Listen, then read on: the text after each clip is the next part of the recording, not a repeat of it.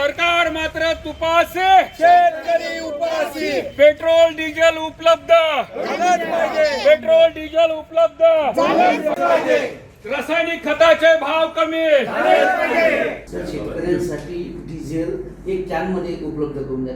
संपूर्ण जिल्ह्यामध्ये आज शेतकऱ्याचं पूर्व मशागतीचे कामं चालू असताना डिझेल पेट्रोल मात्र कुठंच उपलब्ध भेटत नाही.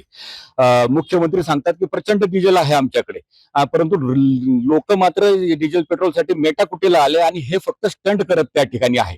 आम्ही शासनाला या माध्यमातून विनंती केली की शेतकऱ्यांसाठी डिझेल पेट्रोल उपलब्ध करून द्या. सर्वसामान्य लोकांचे त्या संदर्भातले प्रश्न त्या माध्यमातून तुम्ही सोडा.